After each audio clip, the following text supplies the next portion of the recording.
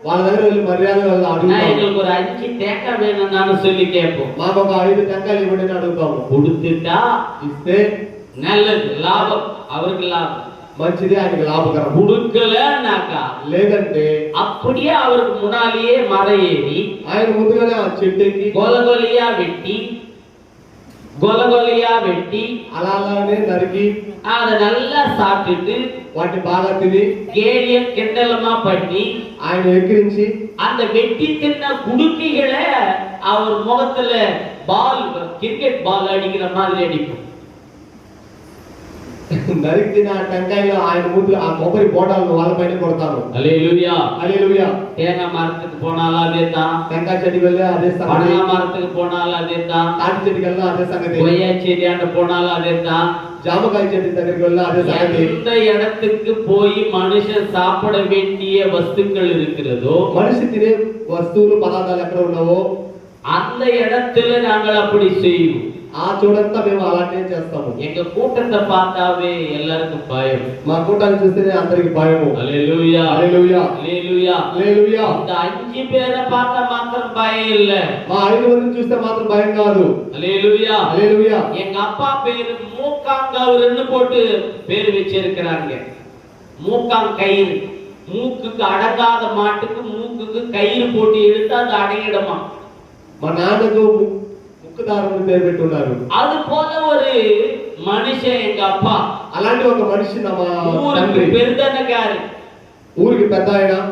அவர் தான் திருவிழா செய்வார். ఆయనే ఉత్సవాలు చేస్తాడు. வீடு வீடா பணம் வாங்குவார். ఇంటింటికి డబ్బులు వసూలు చేస్తాడు. நாடகக்காரருக்கு அவர் தான் பணம் கொடுப்பார். నాటకాలు వేసే వాళ్ళకి డబ్బులు ఇస్తాడు. இந்த சப்பரத்து மேல உட்கார்ந்து தேங்காய் ஒடிக்கிறாரு கருப்பு பாப்பான், సార్ పైన కూర్చొని టెంకాయ వస్తాడు அந்த కదా, பண்டாரத்துக்கு அவர் தான் கூலி கொடுப்பாரு. ఆ బండారానికి కూడా ఆయన డబ్బులు ఇస్తాడు. ஹல்லேலூயா హల్లెలూయా.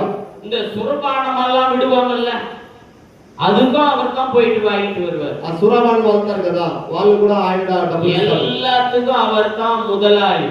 అన్నింటికి ఆయనే పక్షిదారుడు. பாதி சாப்பிடுவார், பாதி செலவு பண்ணுவார். కొంచెం తినేస్తాడు, కొంచెం సెలవు చేస్తాడు. ஊர்ல ஏதாவது தப்பு பண்ணிட்டாக்கா, ఊర్లో ఏదైనా తప్పు జరిగితే அவங்கள ஓடி கயிறுல எடுத்துன்னு போயிட்டு கோயில் கல்லுல கட்டிட்டு వాళ్ళకి పట్టి ఆ గుడి యొక్క அபராதம் கட்டுற வரலாம் விட மாட்டாரு, அது வரலாம் அடிச்சுனே இருப்பார். అపరాధం కట్టేంత వరకు ఆయన వదలడం, వాళ్ళు కొడుతూనే அது ఉంటారు. போல ஒரு துன்மார்க்க குடும்பம். అటువంటి ఒక దుర్మార్గమైన ఒక కుటుంబం. எங்க அப்பா போய் யாராவது சண்டை போட்டாங்களான்னா எங்க அப்பா மேல, మా తండ్రి పైన ఎవరైనా జగడ వేస్తే எங்க சித்தப்பா 2.5 ஜானு தான் இருப்பான்.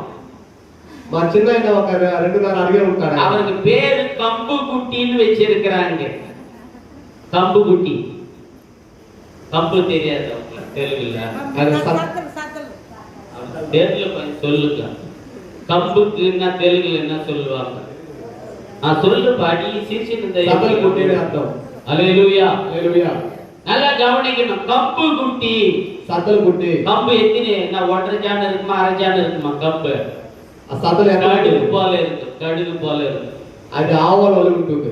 எங்க அப்பா போய் சண்டை வெளிச்சிட்டு வந்துட்டா, మా నాయన వెళ్ళి జడలు వేస్తే இவர் 2 கால் சந்துல போய் அடிச்சிட்டு வருவார். ఆయన 2 కాల సద్దలు, அதுக்கு தான் அவருக்கு கம்பு குட்டின்னு பேரு ఆయన வச்சாரு. పేరు సద్దలు కుట్టిని పెట్టున్నారు. ஹல்லேலூயா హల్లెలూయా. எங்க அத்தைக்கு 2 பிள்ளைங்க, మా అత్తకు 2 బిడ్డలు, அவங்களுக்கு 12 பிள்ளைங்க.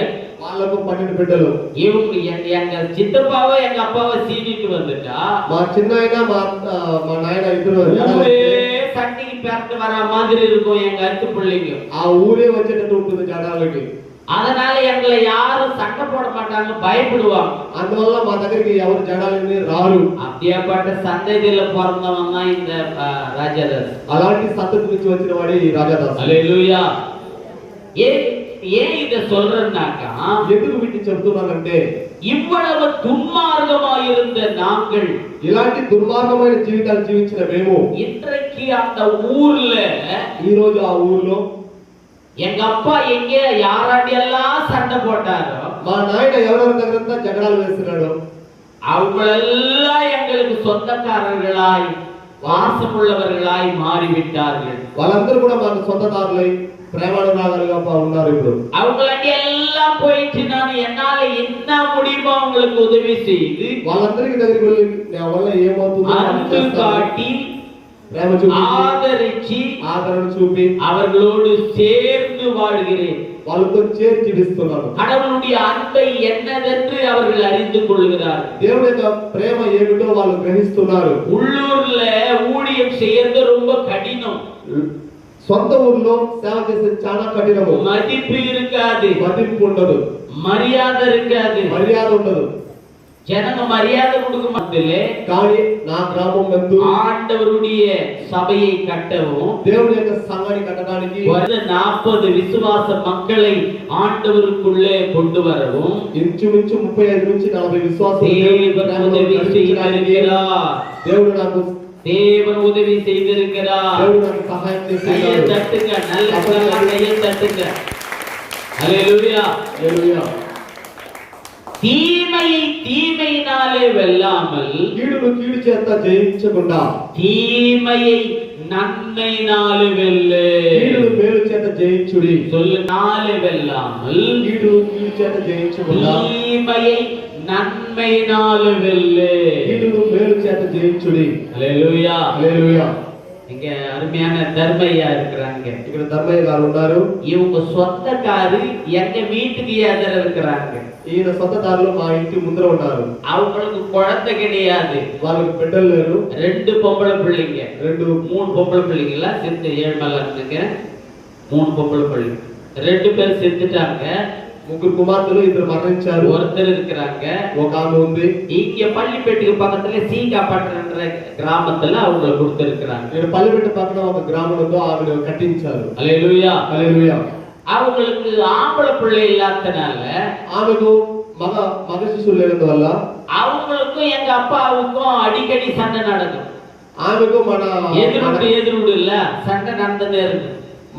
ఆమెకు మా నాయనకు అప్పుడప్పుడు జనాలు జరుగుతున్నాయి. அவருக்கு பிள்ளை இல்லாதனால ఆమెకు బిడ్డలేనందువల్ల எங்க வீட்டுல மாமூல பருப்பு சாம்பார் இருந்தா, குழம்பு இருந்தாக்கா మా ఇంట్లో పప్పుచారు ఉంటే அவங்க வீட்டுல எப்பவுமே கறி குழம்பு இருக்கும். వాళ్ళ ఇంట్లో ఎప్పుడు కూర మాంసం ఉంటుంది. அதனால அவங்க வீட்டுல எங்க அப்பா சண்டை போடுவாரு. వాళ్ళ ఇంట్లో జాడాలు మా నాయన ஆனா அவங்க என்ன கூட்டிட்டு போயிட்டு கறி சோறு போடுவாங்க. కానీ ఆమె నన్ను తీసుకెళ్లి కూర మాంసం పెడుతుంది. நான் அவங்க வீட்டு பிள்ளையா வளர்ந்த சாப்பிட்டு వాళ్ళ ఇంట్లో తిని నేను వాళ్ళ బిడ్డలా జీవించాను. அப்பவே எனக்கு அந்த குணம், நல்ல குணம் இருந்தது. నాకు అప్పుడే అలాంటి எங்க அப்பா ஊர் சண்டையெல்லாம் வச்சு அதுக்காக நான் போய் என்ன செய்ய முடியாது, அவங்கள விரோதிக்க முடியாதுன்ற குணம் இயேசுவை ஏத்துக்கிறதுக்கு முன்னாடியே இருக்கு. మా నాయన కాడాలు వేస్తే నేను కూడా అలాగే విరోధం. அவர் எந்த வீட்டுல சண்டை போடுறாரோ ఆయన ఏ ఇంట్లో జడాలు వేస్తాడో அன்னைக்கு அந்த வீட்டுல போய் நான் சாப்பிட்டுருவேன். వాళ్ళ ఇంట్లో వెళ్ళి నేను తినేస్తాను. ஹல்லேலூயா, హల్లెలూయా. ஆகவே எனக்கு பிரியமான கர்த்தருடைய பிள்ளைகளே, యెహోవాయందు ప్రియులారా, நமக்கு இந்த உலகத்திலே మనకు ఈ లోకంలో தீமை செய்கிறவன் కీడు చేసేవాడు சத்துரு மாத்திரமே ஒழிய శత్రు మాత్రమే తప్ప தீமை செய்கிறவன் மனிதன் அல்ல. కీడు చేసేవాడు మనిషి కాదు. தீமையை செய்ய வைக்கிறவன் பிசாசு. కీడు చేయడానికి మనల్ని తోడ్పించేవాడు, அதற்கு உதவி செய்கிறவன் தான் மனிதன். కీడును చేయడానికి మనకు సహాయం చేసేవాడు మనిషి. ஹல்லேலூயா, హల్లెలూయా. எல்லாரும் நல்லவங்க தான், అందరూ మంచి వాళ్ళే. ஆனா தீமையை செய்ய வைக்கிறவன் பிசாசு.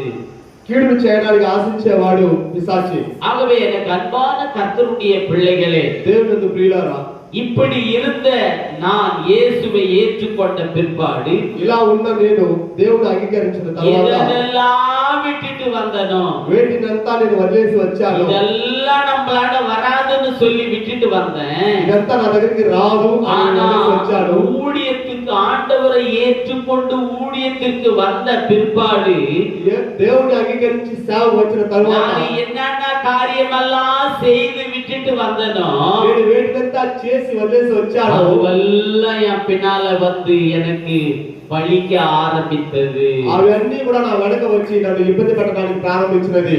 எதுக்கு கையை தட்டுறமா? எதுக்கு கையை தட்டுற?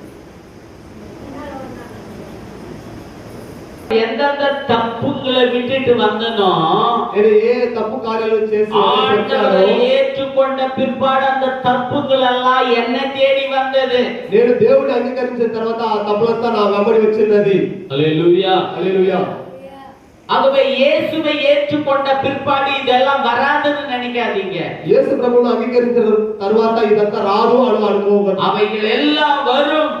అవన్నీ కూడా నీ వెంట వస్తుంది. ஆனால் அவைகளுக்கு விரோதமாய் நீங்கள் எழும்பி కానీ వాటి విరోధంగా మీరు లేచి நன்மையினாலே தீமையை வெல்ல வேண்டும் என்று வேதம் சொல்லுகிறது. మేలు చేత కీడు జయించాలి అని గ్రంథం చెబుతున్నది. ஹல்லேலூயா. హల్లెలూయా. உங்களுக்கு தீமை செய்வாங்களான்னா మీకు కీడు చేసిన ఎడల நீங்க என்ன செய்வீங்க? మీరేం చేయండి? நன்மை செய்யணும். வாயை திறந்து சொல்லுங்க. మేలు చేయాలి. நீங்க வாயை திறந்து சொன்னாதான் மண்டில அது உதிக்கும்.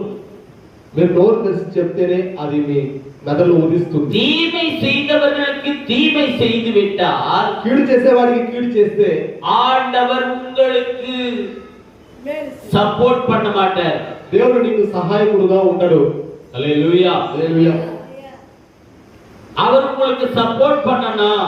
ఆయన నీకు సహాయం చేయాలి. உங்களுக்காக யுத்தம் பண்ணி నీ కొరకు యుద్ధం చేసి உங்களுக்கு ஆண்டவர் ஜெயத்தை கொடுக்க வேண்டுமானால் నీకు దేవుడు జయాన్ని ఇవ్వాలంటే நீங்கள் మీరు நன்மை செய்யாவிட்டாலும் మీరు మేలు చేయకుండా ఉండకుండా தீமையை செய்யக்கூடாது. కీడును చేయకుండా ఉండండి. ஹல்லேலூயா. హల్లెలూయా.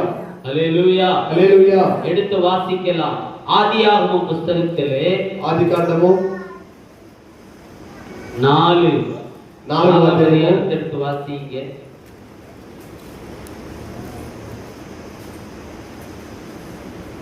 4ஆம் அதிகாரம் 1ஆம் வசனத்திலிருந்து படிக்கலாம். ஆதாம் தன் மனைவியாகிய ஏவாளை அறிந்தான். ஏவாளை அறிந்தான். அவள் கர்ப்பவதியாகி ஆ காயினை பெற்று கர்த்தரால் ஒரு மனுஷனை பெற்றேன் என்றால் 3ஆம் வசனம். சில நாள் சென்ற பின்பு காயின் நிலத்தின் கனி